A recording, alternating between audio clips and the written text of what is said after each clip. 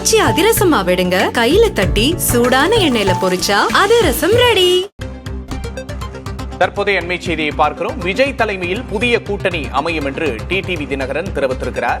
தேர்தல் நேரத்தில் எதிர்பாராத தனி அணி மாற்றங்கள் நிகழும் என்றும் டிடிவி தினகரன் தெரிவித்திருக்கிறார்.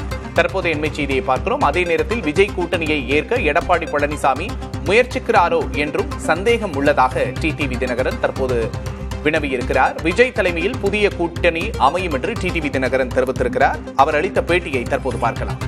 இதெல்லாம் கதைகள் தான். ஆனால் எனக்கு தெரிந்தவரை விஜய் அவர் தலைமையில் கூட்டணி அமைப்பதற்கு வாய்ப்பு இருப்பதாக தான் நினைக்கிறேன்.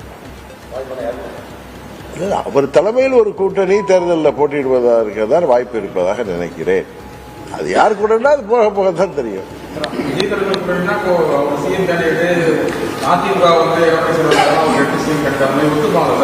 சார் எனக்கு அதெல்லாம் தெரியாது சார். இப்ப தமிழ்நாட்டில் 4 கூட்டணிகளுக்கு 4 முனை போட்டி இருக்குன்னு சொல்றேன்.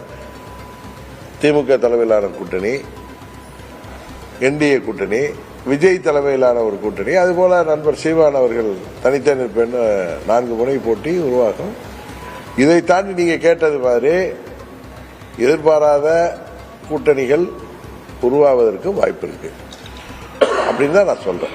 இதுல இவரை ஏத்துக்குவாரா இவர் அவர். ஆனா பழனிசாமி பேசுவதை பார்த்தா பிள்ளையார் சொல்லி போட்டாங்க. அவங்க யாரோ 2 பேர் இவங்க கட்சிக்காரங்களே, பழனிசாமி அவர் கட்சிக்காரர்களே கொடியை ஆசிரித்து விட்டு ஏன்னா பார்த்தவங்களாம் அந்த டிஷர்ட் ஏடிவிங்க டிஷர்ட் போட்டிருக்கிறத தொலைக்காட்சிகள பார்த்தோம். அவர் விஜய் தலைமையை ஏற்றுக்கொண்டு செய்வதற்கு முயற்சி செய்கிறாரோ இந்த தேர்தலில் அப்படிங்கிற ஒரு எண்ணம் தோன்றுகிறது.